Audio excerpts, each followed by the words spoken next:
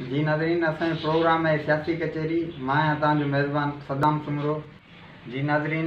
असांजो प्रोग्राम है सियासी कचहरी ऐं हुन में असांजो अॼु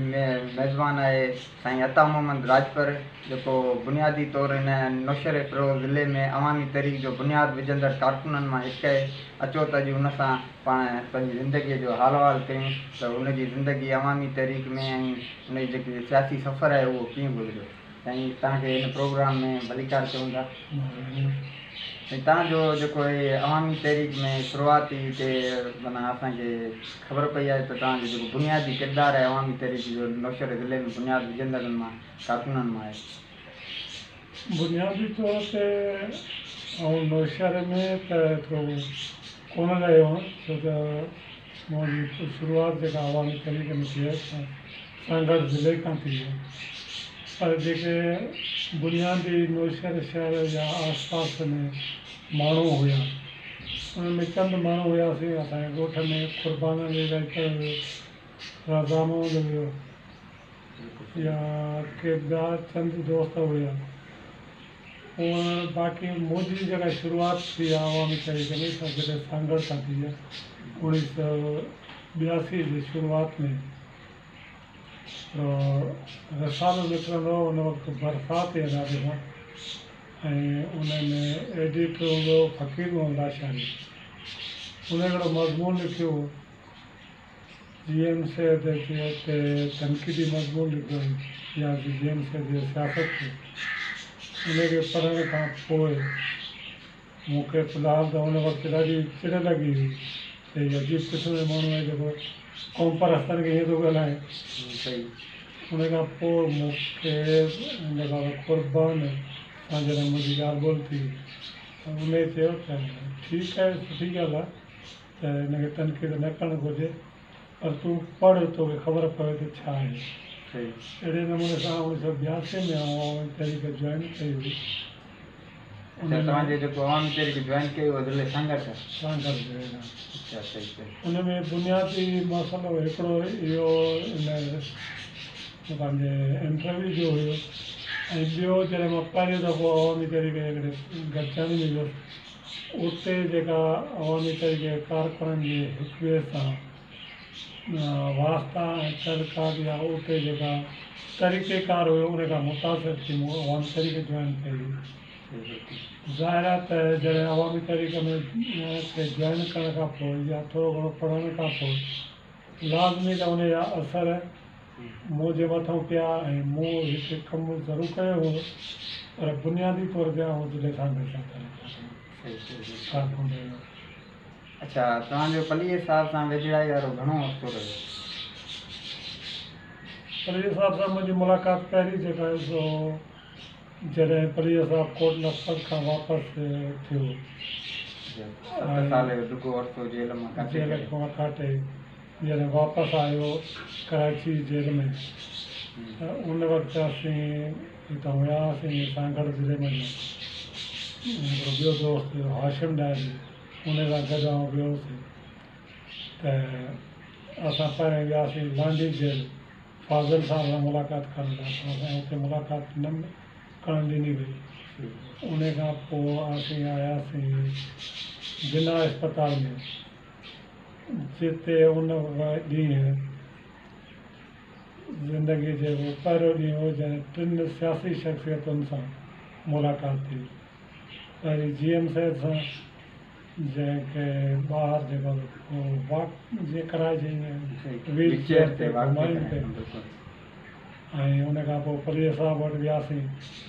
पलीअ साहिब वटि फतहयाब अली ख़ान ग़ालिबन उहो वेठो हो, उन सां ॻाल्हि ॿोल थी, ऐं पोइ पलीअ साहिब सां पहिरीं मुलाक़ात मुंहिंजी हुते थी। उन खां पोइ त काफ़ी मुलाक़ातूं थियूं ऐं काफ़ी अरसो सफ़ा जेका वेझड़ाई पए सां त मुंहिंजी ओॾाई कोन रही, छो त ऐं गवर्नमेंट जॉब जे हिसाब सां उहो टाइम ओतिरो कोन ॾेई सघंदो हुउसि पार्टीअ खे।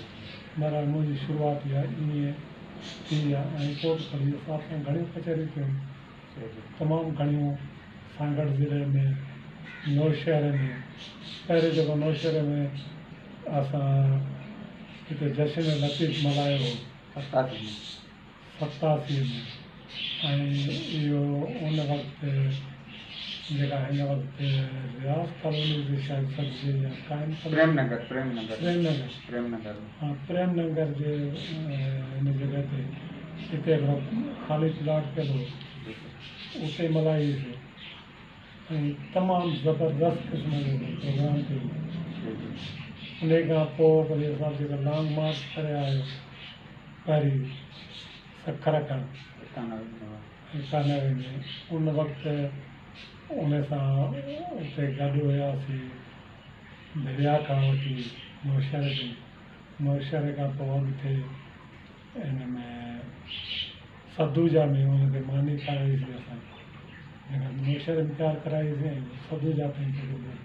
हुन गई वियासीं सदूजा में मानी खाई पोइ काफ़िलो अॻिते वियोसीं वापसि मोकिले आयासीं। अच्छा सर हाणे ॿियो जेको हींअर मौजूदा सूरत हाल हले पई कोई पाकिस्तान जी या वरी ॿाहिरि मुल्कनि जी जेकी आलमी लेवल ते सूरत हाल आहे उनखे तव्हां कीअं पिया ॾिसो तव्हांजी ज़िंदगीअ जो घणो अर्सो माना सियासत सां रहियो आहे उन सॼी सूरत हाल खे पोइ टाइम खे हिन टाइम खे कीअं था तव्हां हुनखे कंप्रोमाइज़ कयो त आलमी लेवलूं सिंध ऐं पाकिस्तान खे हींअर कहिड़ी नज़र सां ॾिसी रहियूं आहिनि। सिंध खे त हिन वक़्तु छा पर दुनिया खे हिन वक़्तु सरमाएदार दुनिया जेको आहे माले घणी वक़्तनि जी लुटे थी पई सिंध त बुनियादी तौर ते पाकिस्तान ठहण खां वठी हिकिड़े चंबे में आयल या हिकिड़ी जीअं मफ़तूह इलाइक़ो हुजे ईअं सम्झी ऐं हुनखे हलायो वियो आहे हिकिड़ो मख़सूस लिसानी गिरोह जेको आहे जेको हमेशह दाहूं बि कंदो आयो आहे ज़ुल्म जूं दाहूं कंदो आयो आहे बुख जूं दाहूं कंदो आयो आहे ऐं पाकिस्तान ते क़ाबिज़ बि रहियो आहे सिंध ते उनजो कब्ज़ो ऐं कंट्रोल रहियो आहे हमेशह खां वठी बकौल पीर पागार साहिब जे हुन खां अॻु जेको पीर पागार हुयो उन चयो त हिकिड़ो 7 सैकड़ो मुल्क जी आबादी जंहिं ग्रेस मार्कूं ॾेई घणा वधि में वधि 8 सैकड़ो करे सघिजे थो उहा सॼे मुल्क ते क़ाबिज़ आहे ऐं उन मुल्क जा तमामु जेके वसीला आहिनि से पंहिंजे कंट्रोल करे छॾिया आहिनि हिन वक़्तु बि जेकॾहिं ॾिठो वञे त सॼी सिंध स्पेशली ऐं आम तौर ते पाकिस्तान सॼो उन्हनि जे कब्ज़े में आहे आलमी लेवल ते रूस जे टुटण खां पोइ जेको साम्राज्य जो कब्ज़ो आहे या अमेरिका जो कब्ज़ो आहे उहो इंतिहाई तेज़ीअ सां वधे पियो ऐं दुनिया हिकिड़े माण्हुनि जे लाइ ईअं सम्झो सणभो टुकुर थी हथाई आहे हुनजे मुखालफ़त में हिन वक़्तु अहिड़ी का नई शइ अञा ताईं उभरी कोन्हे जेकॾहिं का बि शइ उभरी आहे का बि रिसेंटली मां वज़ीर साहिब जो सियासी पसमंज़रनामो आलमी सियासी पसमंज़रनामो किताब पढ़ियो उन में जेका हुन सूरत हाल लिखी आहे बिल्कुलु 100% उहा साॻी सूरत हाल आहे जेका वज़ीर साहिब लिखी आहे त सिंध सां पाकिस्तान सां दुनिया सां हिन वक़्तु साम्राज्य जी छा सूरत हाल आहे पाण मिसाल ताज़ो वठूं त अफ़गानिस्तान में अमेरिका ऐं फ़ौजूं कॾहिं वियो हलियो हेतिरा साल रहण जे बावजूदि ऐं हिकिड़े अंदाज़े मूजिबि $3 ट्रिलियन ख़र्च करण जे बावजूदि उहा जंग उते अधूरी छॾे हलियो वियो पंहिंजो जेके वॾा हिननि जा हथियार हुया जेके माना हिननि जे जदीद क़िस्म जा हथियार उहे सभु उते छॾे विया जदीद क़िस्म जा हथियार जेके अताची हेलीकॉप्टर जंहिंजी क़ीमत हज़ारनि लखे मिलियन डॉलर्स में आहे उहे 140 जे अंदाज़ में हू जेको उते छॾे हलिया विया हाणे सोचण जी ॻाल्हि आहे त हेलीकॉप्टर हलो टैंकूं ॿिया हथियार त खणी वञणु हिननि जे लाइ बस ई ॻाल्हि कान्हे खणी पॉसिबल न बि हुजे ख़बर त इम्पॉसिबल हुई कोन्हे पर जेकॾहिं न बि हुजे थोरे अरसे में जो खणी वञी सघनि चाहिनि था कोन पिया खणी सघनि बिल्कुलु न खणी वञी सघनि पिया उहा हिकिड़ी अलॻि बहस आहे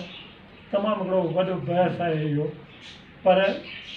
हेलीकॉप्टर जहिड़ी शइ उहा छॾे वञनि इहा हिकिड़ी सम्झ जी ऐं सोचण जी ॻाल्हि आहे त आया इहो ठाहत इन्हनि खे ॾिना विया आहिनि बिल्कुलु सही या उहो जेको आहे सो महज़ इतफ़ाक़ चइजे इतफ़ाक़ त हिनखे नथो चई सघिजे त हेलीकॉप्टर जेको उॾामी सघे थो उहो हिननि जे हवाले करे वञनि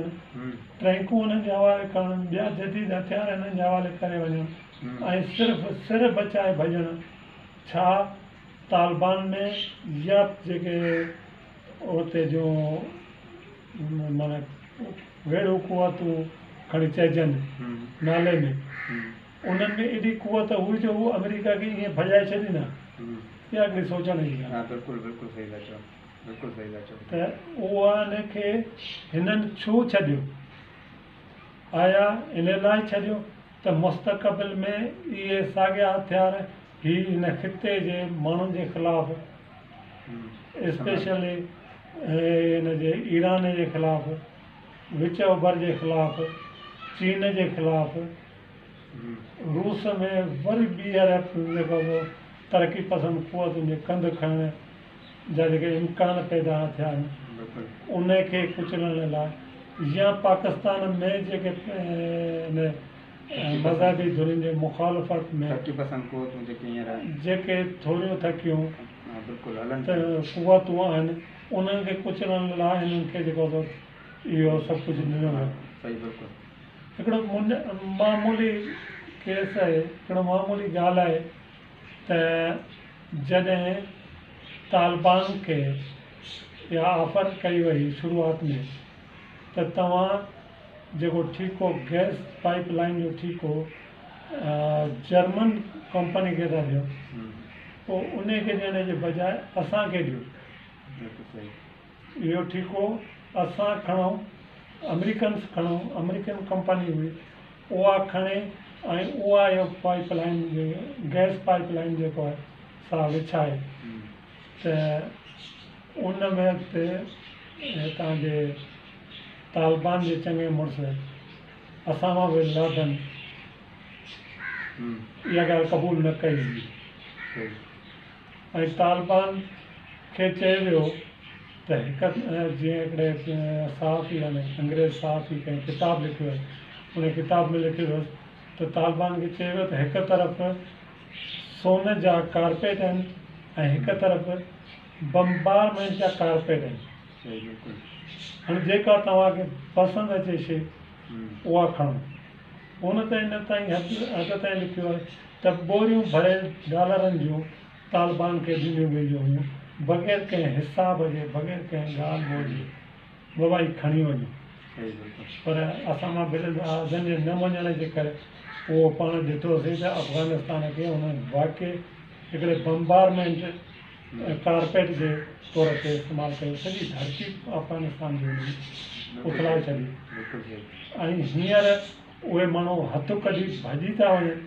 इहा ॻाल्हि सम्झ खां ॿाहिरि आहे त ॿियो हीउ जेको पाकिस्तान में ॾींहों ॾींहुं महांगाई जो माना रुझान वधंदो थो वञे महांगाई ॾींहों ॾींहुं कल्ह पेट्रोल 5 रुपया खां चाढ़े करे लाॻी थो मथे करे छॾियो आहिनि इनखे तव्हां कीअं पिया ॾिसो जेकी PTI गवर्नमेंट आहे ऐं सिंध गवर्नमेंट हेॾां पंहिंजा बेट ॾींदी पई वरिते उन्हनि खे वफ़ाक़ खे ॿियो टे जेको बि आहे इनखे तव्हां कीअं पिया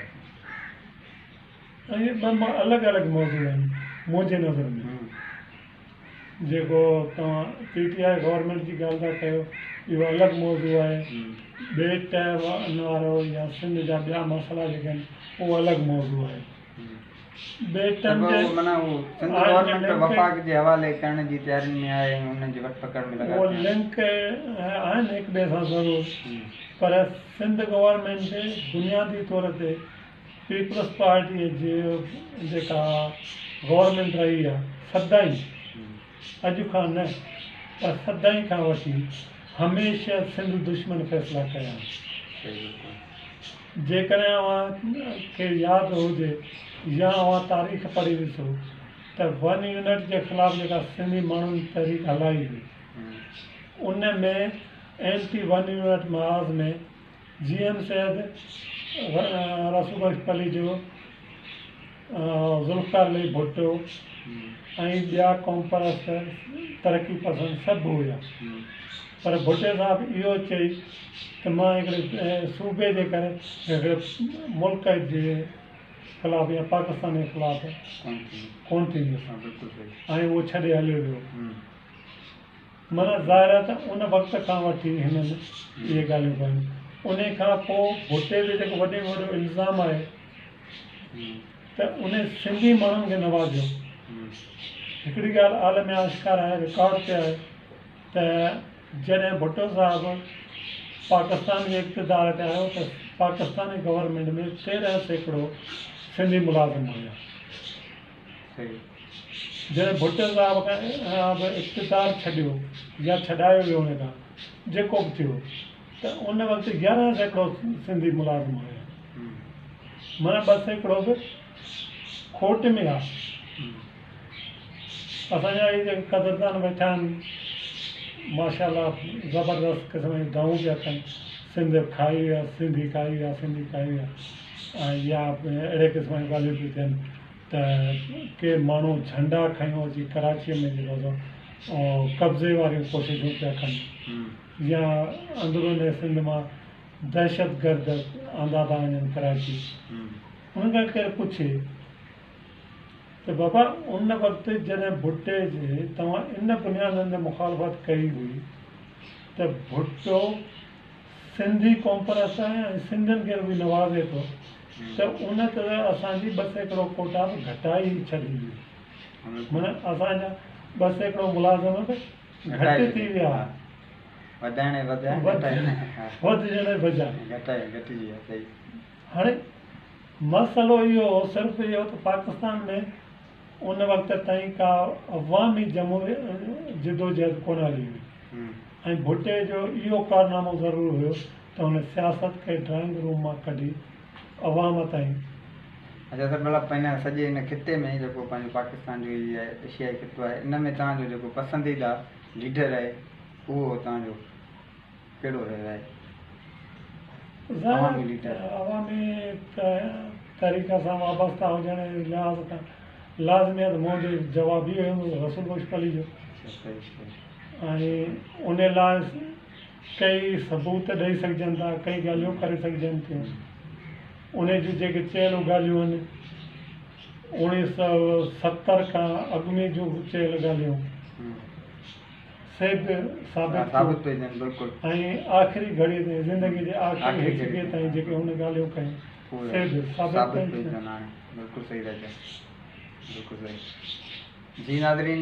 असांजे प्रोग्राम जो टाइम पूरो थियण वारो थी वियो आहे ऐं असां अॼु मेज़बान हुयो साईं अता मोहम्मद राजपर ऐं पंहिंजे मेज़बान सदाम सुमर खे ॾींदा इजाज़त। वरी कंहिं नए महिमान सां गॾु। अल्लाह हाफ़िज़।